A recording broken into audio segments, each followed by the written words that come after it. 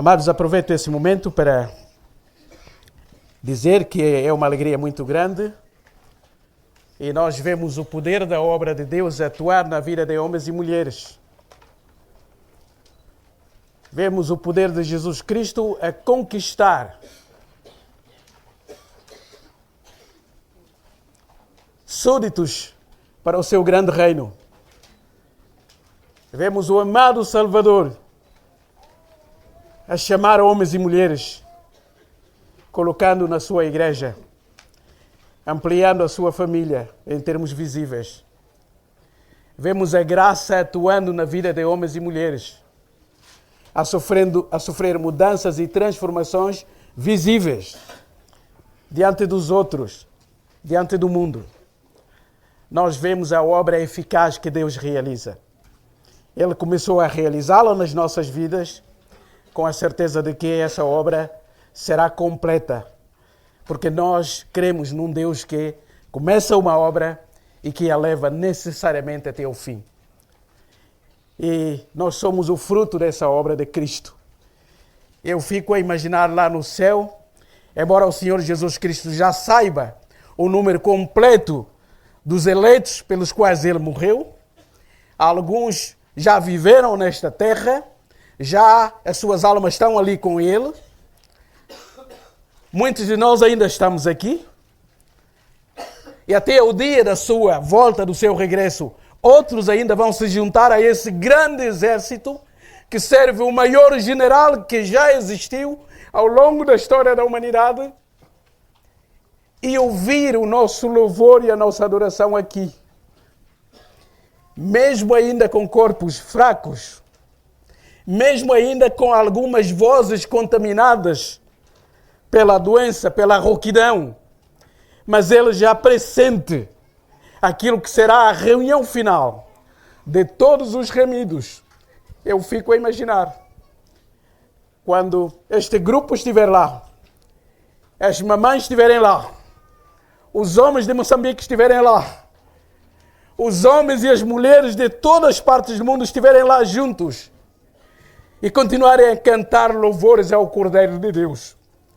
Como será esse coro de homens e mulheres, não só justificados, não só santificados, mas acima de tudo glorificados e na presença daquele que os amou?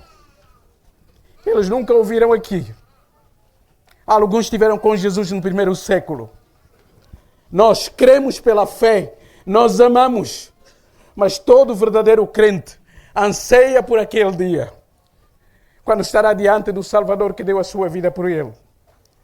Irmãos, não haverá nada para apresentar a Jesus, a não ser gratidão constante. E essa deve começar aqui. Entender a nossa salvação de forma diferente da graça de Deus é desprezar um pouco a obra que Cristo realizou. Qualquer coisa que seja acrescentada àquilo que Cristo realizou é diminuir a glória da obra que ele realizou na cruz. Se queremos pregar a palavra de Deus, queremos chamar as pessoas para a salvação, temos a obrigação de pregar a graça de Deus, porque ela é a expressão do seu favor divino para conosco. Vamos então para o nosso texto aqui, Romanos capítulo 8. É bom louvar ao Senhor Jesus Cristo. É bom passar horas estudando a sua palavra. Não há melhor livro para gastar o nosso tempo. Não há livro para investir o nosso tempo comparável à palavra de Deus. Vale a pena investir. Estudem, irmãos. Comprem livros que nos apoiam a conhecer melhor esse livro. Mas conhecendo este livro, o objetivo final é que nós conheçamos o autor desse livro. E é isso que edifica a nossa alma. E de glória em glória, vamos verificando essa transformação que o próprio Deus realiza em nós através do seu Espírito Santo. O trecho que me foi atribuído no dia de hoje encontra-se no capítulo 8, a partir do versículo 28 até ao versículo 39. Vamos tentar correr para ver se até o versículo 39, sim. Vamos tentar correr para ver se conseguimos meditar esse texto maravilhoso e glorioso escrito por este servo de Deus, o apóstolo Paulo. Mas é preciso fazer alguma recapitulação. La répétition, c'est la mère de la science. É assim que dizem os franceses. Nós ontem víamos que nós temos 3 benefícios adicionais. Além de sermos justificados, porque a partir da justificação, diz o texto bíblico, que temos paz com Deus. É assim que Paulo começa o capítulo 5. E depois de esclarecer 2 dúvidas que podiam surgir na mente das pessoas, nos capítulos 6 e 7, ele então continua a subir a escala da sua teologia, a mais elaborada que a humanidade alguma vez já conheceu, sobre os resultados admiráveis da salvação que Cristo realiza em nós. Então, no início do capítulo 8, ele vai dizer, portanto, opôs agora, nenhuma condenação há para os que estão em Cristo. Ele diz que já não há condenação. O problema humano é o problema da violação da lei de Deus. O ser humano desobedeceu ao seu Criador lá no princípio. E ele entrou em inimizade com esse Criador. Mas enviando o seu Filho Jesus Cristo, ele diz que aqueles que depositam fé e confiança nesse Salvador, então eles já não podem ter medo da condenação. Haverá julgamento no fim. Esse julgamento não foi anulado. Nem mesmo por causa da obra de Cristo. Ele realizou a sua obra, mas Deus disse que no fim, todo ser humano será julgado. Mesmo aquele que viveu nesta terra, cometeu crimes nesta terra, matou pessoas ou fez das mais abomináveis ações aqui, e porque era poderoso, ou porque tinha muito dinheiro, ou porque mandava em tudo e em todos, morreu sem ser julgado. Mas a Bíblia diz que haverá um dia em que todo ser humano que já passou pelo planeta Terra estará diante do grande tribunal. E a ideia da justiça e do tribunal assusta qualquer pessoa. Ao longo da minha vida só fui ao tribunal uma vez. Não gostei muito da experiência. Digo aos irmãos. E só estive diante do tribunal humano. Eu pastoreava uma igreja e alguém assaltou a nossa igreja. Partiu o vidro e entrou e levou o computador, levou outras coisas também. Quando chegamos no domingo de manhã, estava o vidro da porta da igreja partida e com muita coisa roubada lá dentro. Então fizemos uma queixa à polícia que tínhamos sido assaltados para que a polícia mandasse a perícia para ir lá e verificar. E esse ladrão ou esses ladrões que tinham entrado lá, ao partirem o vidro, um deles se feriu. Então ficou parte do sangue no vidro. E como a tecnologia ou a justiça forense hoje é extremamente avançada, os técnicos chegaram lá com o material que eles usam, puderam então tirar aquela amostra de sangue. E naquela noite em que esse ladrão partiu a nossa igreja e fez o roubo, ele assaltou várias zonas lá, várias casas perto da nossa igreja. Então, também já provavelmente começou com a nossa igreja, porque nos outros sítios também ele deixou algumas gotas de sangue. Então a polícia recolheu, analisou, etc, etc, e com a perícia da polícia localizou o ladrão. Então ele foi preso. Um homem grande, criado na sexta-feira.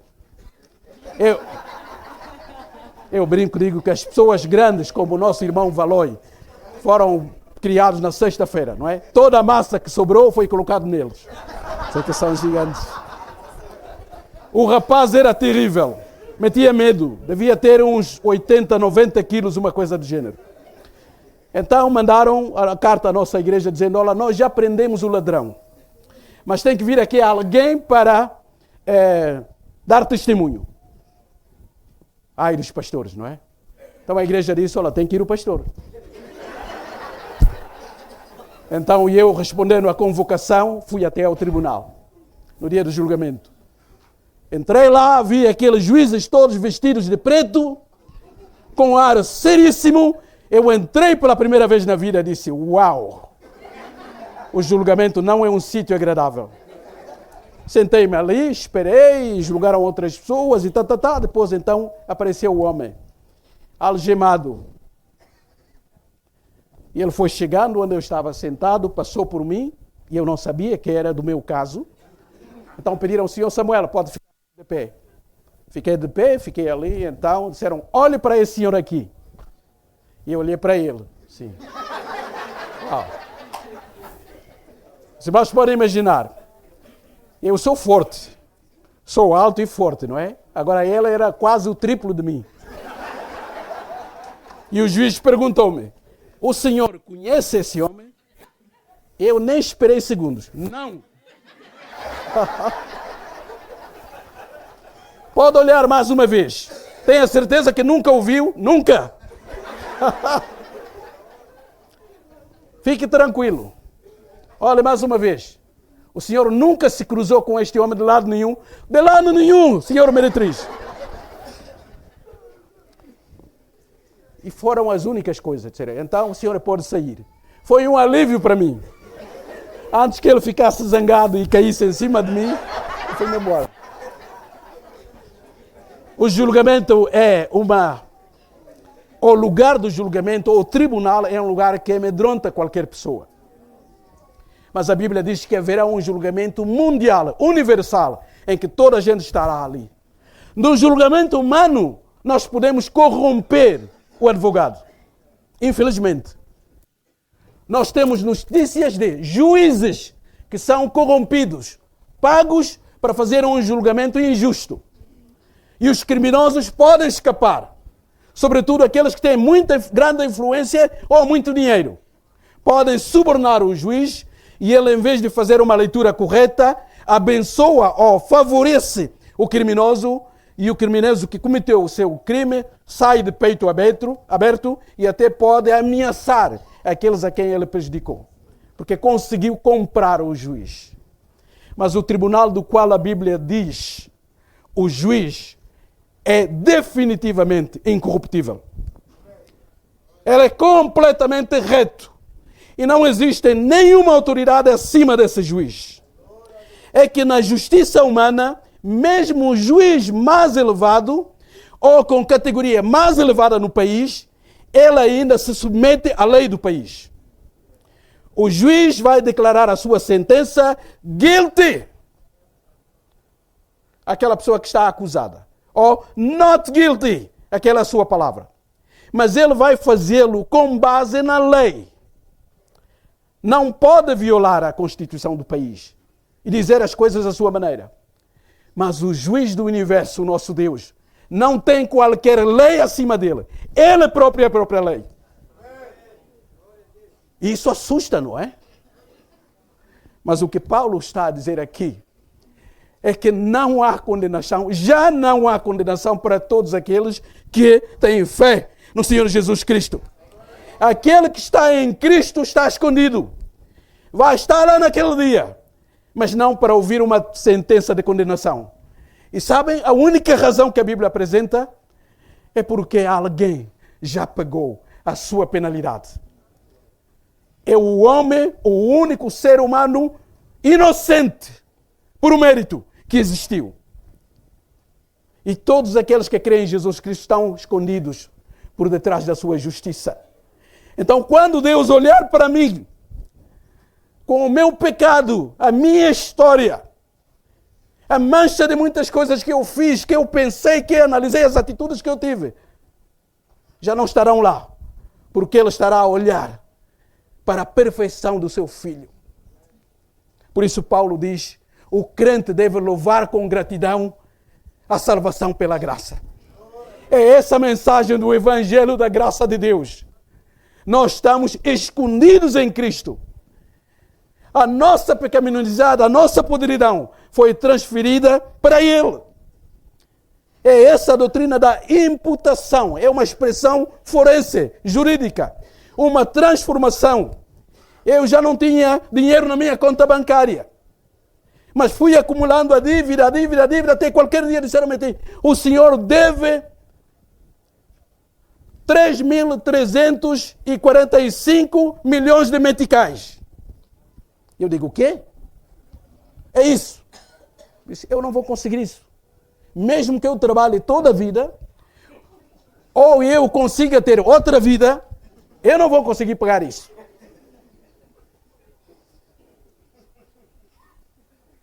E o que a Bíblia diz é que Jesus aparece e pega nessa conta vazia, não só vazia, mas cheia de dívida. Eu devia 333 milhões de meticais e ele vai colocar ali mais do que isso. A minha conta fica positiva, com muitos acréscimos e benefícios. Então ninguém mais me pode vir cobrar a dívida, porque alguém já pagou essa dívida por mim. Louvado seja o Senhor. Por isso, irmãos, acrescentar qualquer coisa àquilo que Jesus fez é desprezar toda a sua obra. Se isso fosse possível, Jesus não teria vindo ao mundo. Bastava uma boa educação, uma boa moralidade, uma boa justiça humana para que as pessoas entrassem no céu. Se ele veio, é porque nenhum outro ser humano pode realizar o que o ser humano cometeu. Então Paulo conduziu-nos até dizendo que, para além da justificação e da santificação que estamos a beneficiar, nós também fomos adotados. Deus não só nos salvou, mais do que isso. Jesus não só pagou o nosso preço, mas nós fomos transformados do reino das trevas para o reino do Filho do amor de Deus. E por causa do Filho unigênito de Deus, nós fomos adotados como filhos também. Ah, que bênção! É só bênção por cima de bênçãos. Mas também diz que, apesar disso, infelizmente, nós ainda continuamos aqui. E nesta vida que há doença, há luta, há falhas, há pecado, até há morte física também. Então nós aqui nessa vida, embora tenhamos já o produto inicial dado, a garantia e a certeza do fim, mas ainda somos uma igreja que milita aqui. Muitos dos nossos irmãos foram mortos, queimados, colocados em azeite quente, como no primeiro século. Pega alguém vivo e diz assim: quem é o teu senhor? É César ou Christos? Quem é que manda na tua vida? É o imperador César? E se você disser isso, estás poupado. Ou é Cristo? E aqueles que eram crentes nominais diziam: é César. Eram livres. E aqueles que eram crentes verdadeiros diziam: o meu Senhor é Cristo. Você está a ver aquele azeite que está a arder ali? É onde vais parar. Nega a Cristo para evitar chegar àquele lugar. Um deles disse o seguinte: como é que eu vou negar um Senhor que deu tudo por mim, que nunca me fez mal, aliás, só valorizou a minha vida? Como é que eu posso ter a coragem de o negar? Por causa do medo da morte física, e ele foi segurado e atirado ali naquele azeite a arder. Então esta vida ainda faz parte também de nós, mesmo aqueles que são filhos de Deus. Nós gememos aqui, mas Paulo diz: mas há esperança.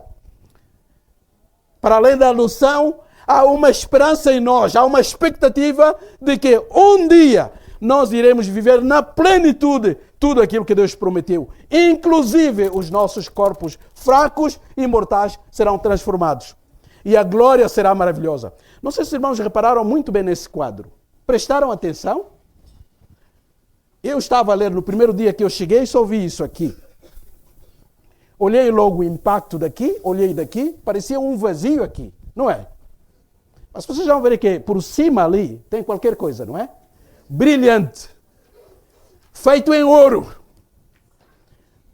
Eu também dou os meus parabéns ao técnico que fez isso. Porque descreve a vida do crente. As etapas todas. Então Paulo diz que há esperança. E eu disse ontem que a palavra portuguesa esperança é a melhor palavra que expressa essa ideia.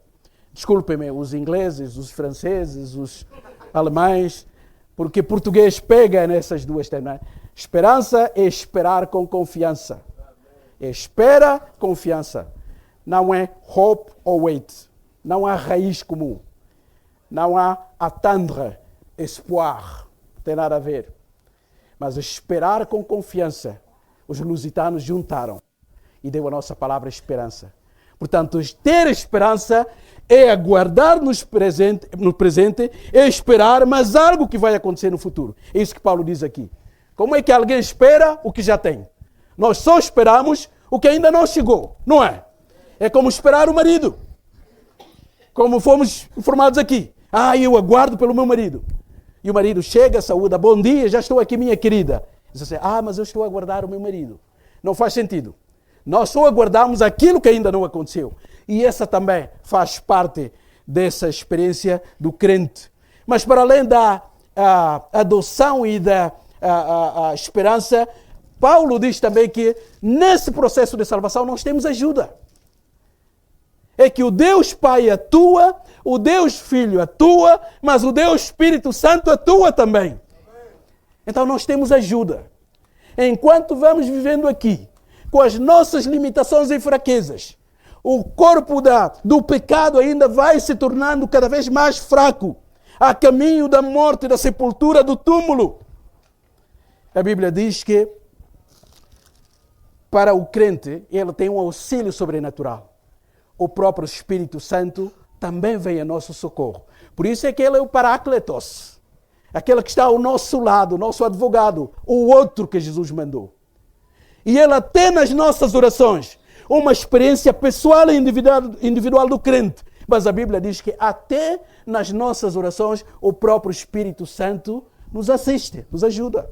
Então temos a adoção, a esperança, mas também o auxílio que é necessário. Ou seja, tudo foi providenciado por Deus para garantir não só a nossa partida, como também a nossa chegada àquela promessa futura. E nada pode interromper essa viagem. O que começa lá na justificação vai prosseguir até a glorificação. Louvado seja o nome do Senhor. Louvado seja o nome do Senhor. É isso que Paulo queria que nós entendêssemos aqui. Agora, ele não podia terminar essa parte sem cimentar mais a certeza da nossa salvação. Eu louvo a Deus. Nós temos que aprender a agradecer. Por isso é que tivemos aqui as equipes das pessoas que nos ajudaram. A gratidão é um dos sinais do verdadeiro crente. Porque ele não só agradece a Deus, mas ele também agradece homens e mulheres que Deus envia para que na sua caminhada de fé fossem co-caminhantes ou co-peregrinos. E esses que nos prestaram um bom serviço aqui, também devemos reconhecer. Ainda bem. E temos que orar por eles, para que Deus os preserve e olhem para Cristo e façam o seu serviço, não para merecer qualquer coisa, mas como a sua expressão de gratidão. É isso que acontece. Então Paulo continuou ali e falou que o Espírito Santo nos apoia e ele vai chegando no fim. Ele está a subir na sua argumentação de glória em glória. Essa é uma das cartas mais lógicas, mais bem estruturadas, com pensamentos bem colocados e como se Paulo fosse subindo no seu escrito. Agora vamos ler essa parte final. Irmãos, leiam comigo. Acompanhem a partir do versículo 28. Ele diz o seguinte: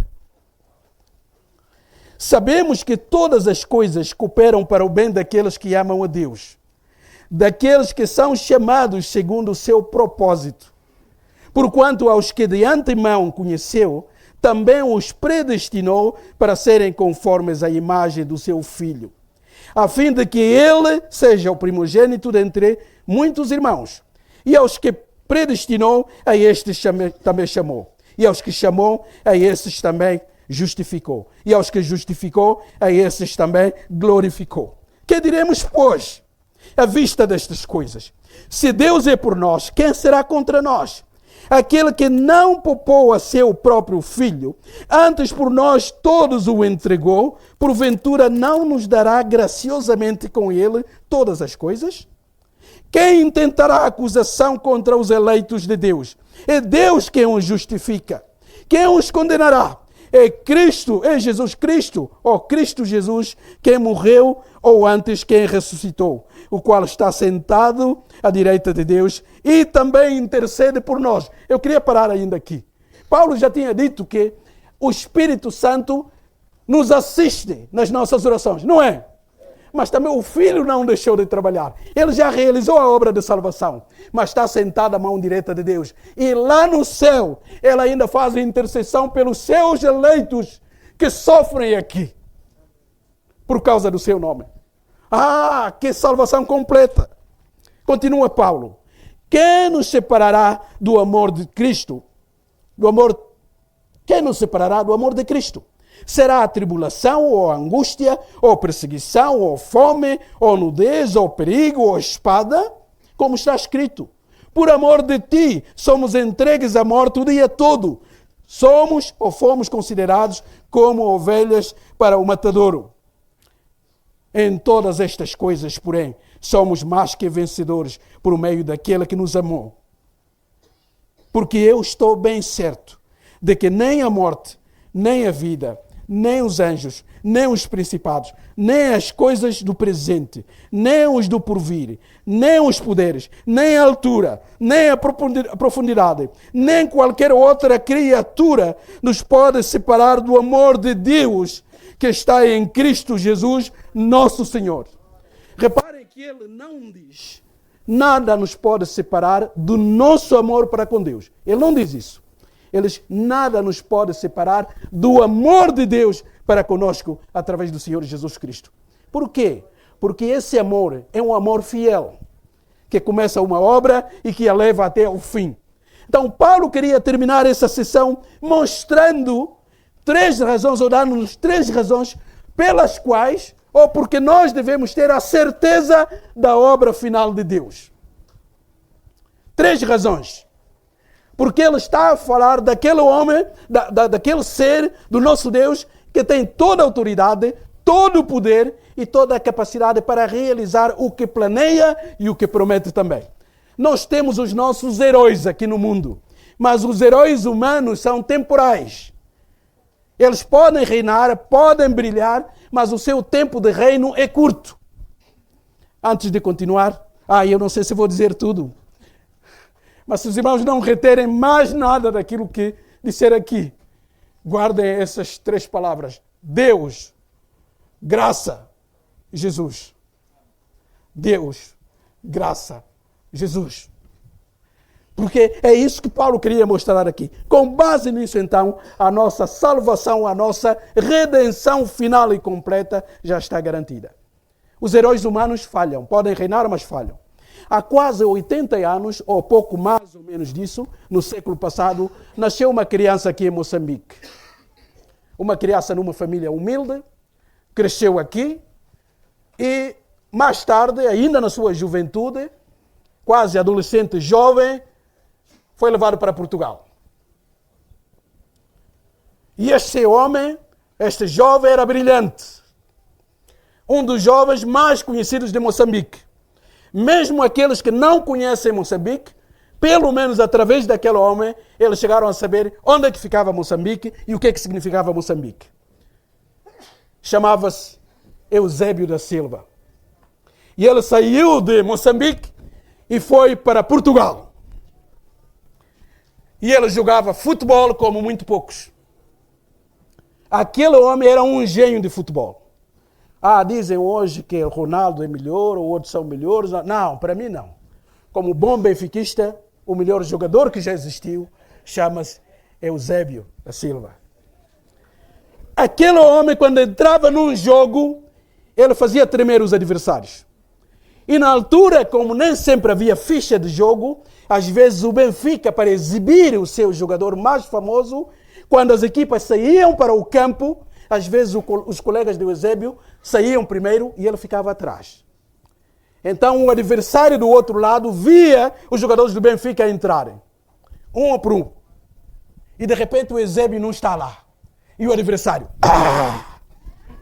de repente, estava lá a Pantera Negra. Era desgraça.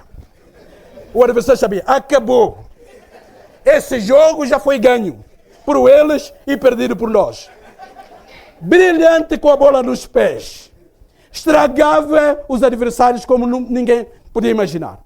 O homem tinha um toque de bola naquele tempo, há muitas décadas atrás, como alguns jogadores ainda fazem e outros ainda não são capazes de fazer. Eu vi reportagem de treinadores de equipas adversárias que orientavam os seus defesas dizendo o seguinte: quando ele estiver com a bola, já que ele é muito bom de bola, e quando ele corre com a bola, é garantido que vai marcar golo. Então não vale a pena tentar tirar-lhe a bola, porque não vais conseguir. Vai atrás dele, sobretudo de lado, e põe lá os pitões apenas nas suas pernas. A única possibilidade, ou o agarras na camisola, ou partes a perna. Porque se tentares tirar a bola, não vai conseguir tirá-la, e quando te deres conta, já está dentro da rede. Não sei se os irmãos repararam que nos últimos anos de Eusébio, ele já tinha muitas dificuldades em andar. Repararam isso? E quando a gente olhava para as pernas do Eusébio, elas, em vez de ficar assim, elas ficaram assim. As duas. Os irmãos viram? Viram algumas fotografias ou alguns vídeos, ele já mais velho, depois de já futebol, o Eusébio terminou seus dias com as duas pernas assim. Foram tantas as entradas, tantos os pitões, tantas as lesões que ele acabou por terminar a sua carreira com deformações das pernas. Mas Eusébio reinou, maravilhou as pessoas, brilhou. Aliás, o Estado português considerou Eusébio da Silva patrimônio nacional. Durante certo tempo, Eusébio não podia sair de Portugal. É como um bem, é como um ouro, um tesouro. Ele não podia ir para o estrangeiro porque era símbolo do país. E naquele tempo, um negro ter essa categoria ou essa qualidade era rara. Mas aquele homem teve essa honra. Eusébio, patrimônio nacional. Mas chegou o dia que ele partiu. Ele teve que terminar a vida aqui. Mas sabe o que aconteceu? O Benfica continuou. Outros jogadores apareceram. Talvez não no nível dele. Mas o clube está lá até hoje. E nós torcemos por ele. Até o pastor Samuel. Não digo a ninguém. Põe a camisola, o fato, vou lá, Marquês Pombala, não é? Benfica! E alguém olha assim. Aquele é pastor Samuel, não é? Assim. Os heróis humanos podem chegar lá ao topo, brilhar. Mas são limitados. Por quê? Porque os efeitos da queda ainda os atingem. Mas há um rei, há um ser, cujo reino, cuja glória nunca terá fim. E nada vai diminuir a glória de Deus. Mesmo quando muitos seres humanos pararem no inferno, Deus continuará a ser glorioso. E Ele não partilha a sua glória com ninguém. E Paulo tinha consciência disso. Então ele apresenta 3 razões. Rapidamente ele diz assim: a certeza final está garantida por causa do decreto de Deus. Paulo começa por dizer que nós sabemos. É bom notarmos aqui, eu tenho quase nas minhas Bíblias todas sublinhado essa palavra. Paulo não está a falar aqui de algum tipo de experiência. Nós aprendemos com o pastor Ju, não é? Não podemos avaliar a palavra ou qualquer coisa à luz da nossa experiência. Temos que avaliar a nossa experiência à luz daquilo que a Bíblia diz. Porque a Bíblia apresenta princípios e as nossas experiências são limitadas. Então Paulo muitas vezes diz assim: sabeis, pois, ou sabemos, pois, ele quer que isso fique aqui. Mesmo que a experiência diária me diga o contrário, mesmo que eu tenha fraquezas na minha vida, mesmo que eu como crente sinta injustiça, fique doente, as coisas não funcionem bem na minha vida, eu tenho que saber uma coisa. Ou seja, é uma questão de mentalidade. Tenho que colocar aqui na minha mente que, independentemente das circunstâncias, a Bíblia tem promessas que não mudam. Então devemos saber o quê?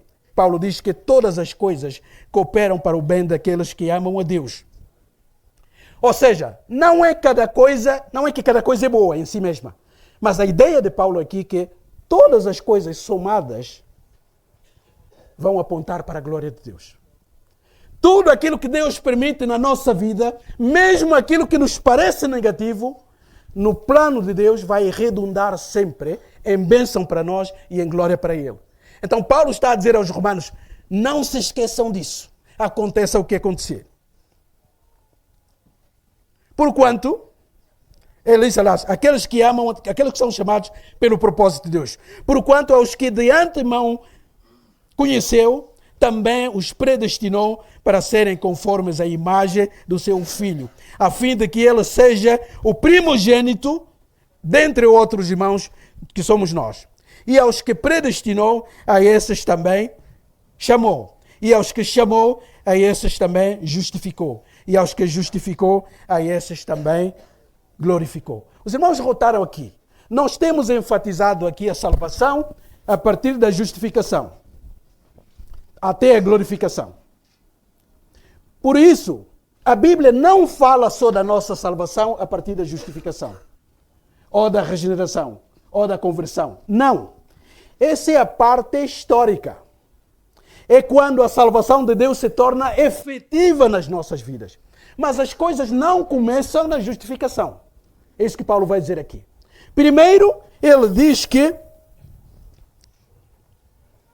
aos que de antemão conheceu, a esses também predestinou. E qual é o propósito da predestinação? É para que esses sejam conforme a imagem de Jesus Cristo, o primogênito.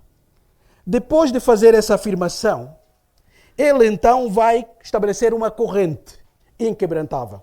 Só que vai acrescentar mais coisas do que aquelas que nós conhecemos de justificação até a glorificação. Reparem o que ele faz aqui. É muito importante que nós entendamos a doutrina de Paulo aqui, porque isso vai nos dar uma clareza sobre a certeza e a segurança da salvação. Vejam o que ele diz. Antes de eu avançar, quero esclarecer aqui. Uma das doutrinas que cria muitos problemas é a doutrina da predestinação, não é? Criou problemas em mim. E eu não gostava dessa doutrina. Meu pai era pastor. Quando pregava sobre isso, eu dizia, o que é isso? E aqui eu sentia, não. Talvez os irmãos se sintam assim. A palavra aqui, predestinação, ou predestinar, é um verbo, o predestinar é um verbo que compõe duas palavras, não é? No original. É pro-orizo. Orizo é ver, pro é antes. Só que muitos teólogos disseram assim, então o que essa palavra quer dizer simplesmente é que Deus previu. Ou seja, Deus sabe todas as coisas, olhou para o futuro, não foi Ele que decidiu as coisas, mas olhou que, um dia um quimputo vai crer. Como eu sei que ele vai crer, então eu o escolho, porque já o previ. O João vai crer com a fé dele. E eu vou aproveitar essa oportunidade também para o eleger. As pessoas pensam assim na eleição, ou sobretudo na doutrina da predestinação, porque junta o verbo ver com antecedência. Mas esse verbo é muito mais do que isso. Porque a ideia, para compreendermos isso, temos que pensar na nossa palavra horizonte. Aqueles que estudaram geografia sabem o que significa horizonte. De onde vem a palavra, ou a palavra vem dessa palavra grega aqui, horizo. O que acontece? O que nós estudamos na geografia? O que é um horizonte? Horizonte, os irmãos ainda se lembram? Não é? É aquela linha imaginária que separa tanto o céu da terra. Não é? Quando eu olho para um horizonte, então vejo como se o céu caísse. Então, onde terminaram as montanhas, aquela linha é que era o horizonte. A ideia também está aqui incluída. Ou seja, o horizonte é aquilo que define a área geográfica, ou circunda a área geográfica. Então, não é só uma previsão no futuro. Porque se Deus visse que eu ia crer, por isso é que me escolheu, então a fé é minha. Deus só se aproveitou da sua visão com lupa e viu que eu ia crer, por isso é que Ele me elegeu. Não, isso não. É o que muitos treinadores fazem, não é? Os irmãos sabem que no Brasil, como eles nascem com futebol, Moçambique também. Então havia olheiros. Vão nos bairros pobres e vêm os miúdos a jogar na bola. A jogar bola descalços, não é? Bola de trapo. E os olheiros vão olhando, não é? Epa, esse rapaz é bom. Vão chamá-lo, vão saber quem é o seu pai, a sua mãe. Vai dizer, olha, nós vamos levar essa criança para o centro. Então ele vai ser um bom jogador. Então eles pagam a família e levam. Então esse jogador fica lá treinado com regime e se torna um grande jogador do mundo. Agora, eles só aproveitaram a capacidade que o menino já tinha. Eles só investiram nele porque já viam talento nele. E as pessoas pensam que é isso que Deus faz. Ele já viu quem ia crer, por isso é que ele o escolheu. Não! Definitivamente. Me genoito. Como nós aprendemos aqui. Não, aqui é como se Deus cercou de antemão. Então, antes da justificação, os irmãos vejam aí no texto, há 3 verbos. Os que antes conheceu, ele os predestinou. Não é? E os que predestinou, ele os chamou. E os que chamou, ele os justificou. E os que justificou, ele os glorificou. Reparem que ele não menciona santificou. De propósito. Ele coloca 2 verbos antes da história e 2 verbos depois da história e um verbo no meio. Ou seja, aquilo que Deus determinou antes de nós termos nascido, já estava lá. Que era o conhecimento e a predestinação. E o conhecimento não é que Deus ficou a conhecer. Nós já aprendemos aqui que no conceito semítico, no conceito hebraico, conhecer alguém significa ter um relacionamento próximo, intenso e íntimo com ela. Não é apenas ter uma noção mental. Eu sei onde é que fica Moçambique, eu conheço. Não.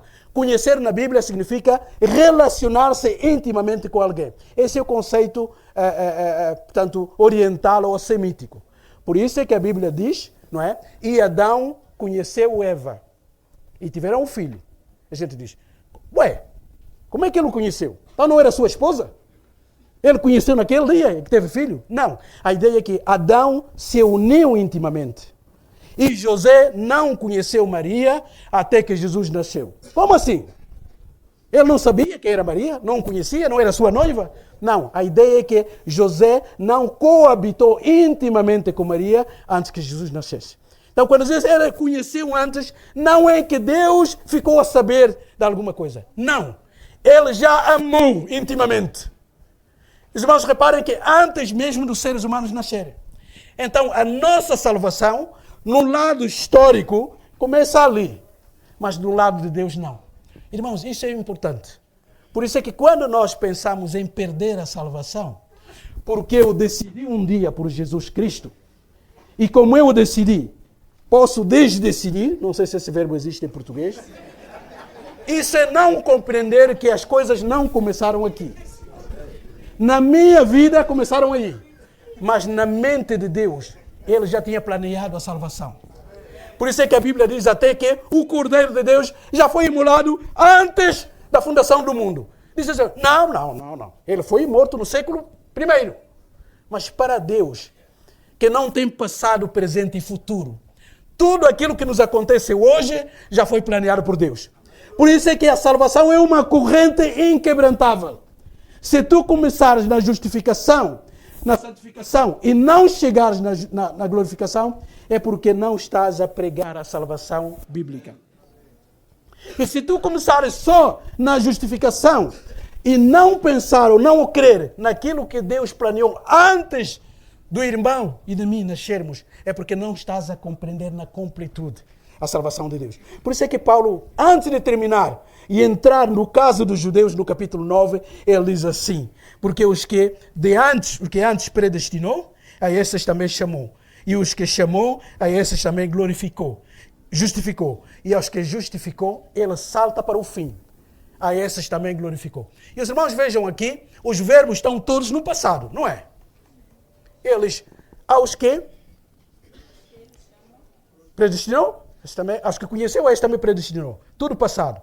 Aos que predestinou, a esse também chamou. Aos que chamou, a esse também justificou. Aos que justificou, a esses também glorificou. Então, como assim? Nós temos ouvido aqui que a glorificação é no futuro. Ainda não fomos glorificados. Os nossos corpos devem ser ressuscitados e transformados para viver em cidades de ouro. Ainda não chegamos lá. Como é que o verbo já está no passado aqui? Isso é importante. É para nos dizer que aquilo que começou lá já está garantido que vai chegar até o fim. Por isso não há possibilidade de quebrar essa corrente. E eu corro rapidamente. Depois disso, então, Paulo vai dizer, pensem nisso. Se a corrente está incomparavelmente ligada. Se nada pode quebrar, desde o conhecimento ou o amor íntimo de Deus, a predestinação ou cercar as pessoas de antemão, e até eles serem chamados, e aqui a chamada é a chamada eficaz. Não é aquilo que o evangelista faz. O evangelista chega num campo de futebol com 5.000 pessoas, ele diz, acredita em Jesus, aceita em Jesus, crê em Jesus Cristo, arrepende-te e tenha fé em Jesus Cristo. Daqueles 5.000, apenas 3.000 vêm, não vêm todos 5.000. Essa é apenas uma chamada do evangelista. Mas a chamada que se refere aqui é aquela chamada eficaz, a chamada feita pelo próprio Deus. Ou seja, aqueles que ele predestinou, aqueles que ele amou profundamente ou conheceu, eles necessariamente serão justificados. E aqueles que forem justificados, necessariamente serão glorificados, passando pela estrada da santificação. Como a santificação é um processo em que há a resposta do homem, Paulo não coloca aqui. Porque ele pressupõe que quem é justificado, ele entrou numa vida diferente. Santificar significa separar. Então, quando alguém entra em Cristo, esse crente já foi separado do mundo. Começa a partir dali o processo de santificação. Mas ele continua então com essas perguntas. Eu ainda tenho 2 minutos. Marquei 50 minutos, mas tenho aqui 2.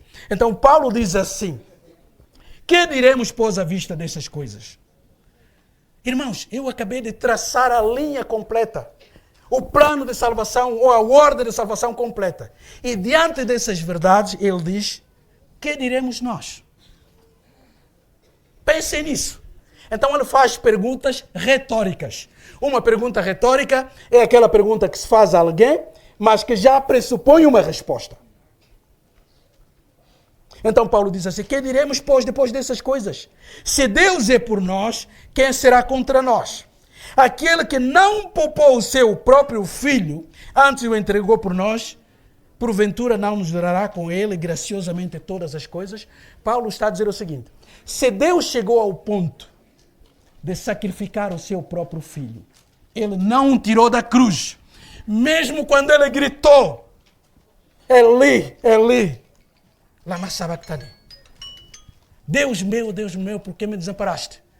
O pai podia chegar lá e dizer assim, chega meu filho, saia da cruz. Mas ele não o tirou dali. Sabem por quê? Por causa de ti e por causa de mim.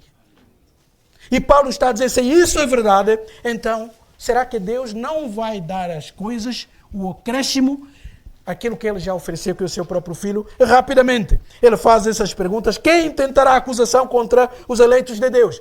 Imaginem que Satanás se levanta e diz assim a Deus, Deus, eu conheço o João, ele foi pecador, ele merece a punição. E Deus vai dizer assim, olha para o meu filho Jesus.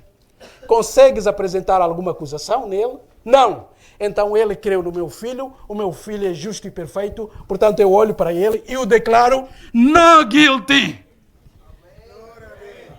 Essa é a mensagem que Paulo quer transmitir. E ele corre e diz assim, quem nos condenará? É Cristo Jesus quem morreu, ou antes quem ressuscitou, o qual está à direita de Deus e também intercede por nós. Deus organizou tudo para que no último dia o juiz fosse o seu filho. Jesus é o juiz do universo. Então Paulo está a aprender. Quem vai declarar condenado? Aquele que está em Cristo. Se o próprio Jesus Cristo será o juiz incorruptível. Se ele já morreu por ele, se ele já o declarou livre ou não culpado, quem vai apresentar uma acusação válida? Amados, a nossa salvação é garantida. E não por nós, nunca, mas por aquilo que Cristo fez. E eu vou correr rapidamente para o fim, porque essa parte fim é gloriosa. Paulo então vai dizer assim, em todas estas coisas, porém, somos mais do que vencedores, por meio daquele que nos amou. Ele diz que, ainda que sofremos, somos levados como ovelhas para o matadouro. O mundo nos despreza, zomba da nossa fé, fala mal de Cristo, fala mal da Bíblia, fala mal da nossa fé.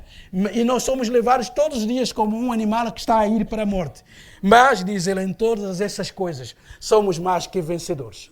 Reparem aqui, ele não diz vencedores, mas diz mais que vencedores. Por quê? Porque o vencedor é só um, Jesus Cristo. E nós somos beneficiados daquilo que ele realizou. Então Paulo termina com uma certeza absoluta. E eu imploro aos irmãos que essa certeza de Paulo também seja a nossa. E se essa certeza ainda não é nossa, provavelmente ainda não fomos qualificados para pregar a Bíblia. Por favor, amados, se essa certeza do apóstolo Paulo não é também a nossa certeza, então provavelmente devemos aprender muito mais para não orientar o povo de Deus e desviá-lo do caminho.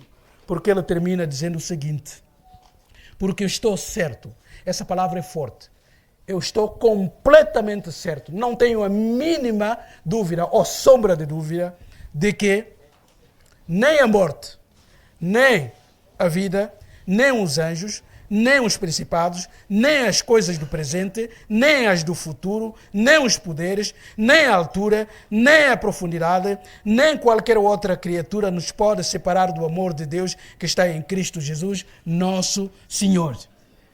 Ele diz que nem a morte nem a vida, as duas experiências extremas que nós temos, nisso não tem poder. Nem os seres espirituais, sejam de que nível for, superiores, chefes, generais, não interessa o poder divino, o poder sobrenatural que esses seres têm. Nenhum deles tem o poder de nos separar do amor de Deus. Mas não é só isso. Nem as forças da natureza. Nada. Nem a altura, nem a profundidade, nem a largura. Ele entra na geometria que diz nenhuma possibilidade pode acontecer para que nós percamos o amor de Deus que está em Cristo Jesus. E ele termina para dizer, é assim. A nossa salvação é isso. Amados, eu só queria perguntar, ainda duvida que a nossa vida tem que ser vivida em Cristo? Ainda hesita de que sem Cristo nada somos e com Cristo temos tudo o que é necessário? E tudo isso porque Deus decretou, porque Ele tem poder para realizar e porque Ele ama a todos aqueles que foram eleitos. Louvado seja o seu santo nome. Louvemos a Jesus Cristo por o sacrifício na cruz. Louvemos a Deus e o glorifiquemos todos os dias da nossa vida, para a sua honra e para a sua glória. Que Ele nos dê essa certeza que Paulo tinha. Amém. Pai, obrigado pela tua palavra. Obrigado e aplica nos nossos corações. Afasta as nossas vidas, as nossas dúvidas, ó Pai Santo. Ensina-nos a amar mais a tua pessoa e ao Senhor Jesus Cristo e a descansar na obra que Ele realizou e a ter a certeza da nossa salvação. Ó Pai, aviva Moçambique, aviva este país, levanta homens e mulheres cheios de fé para levar o Evangelho de graça a todos os cantos deste país.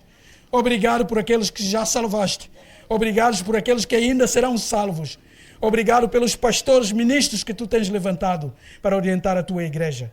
E obrigado por cada um dos teus filhos que faz parte desta grande nação. É isso que nós pedimos agradecidos. Em nome do Senhor Jesus Cristo. Amém.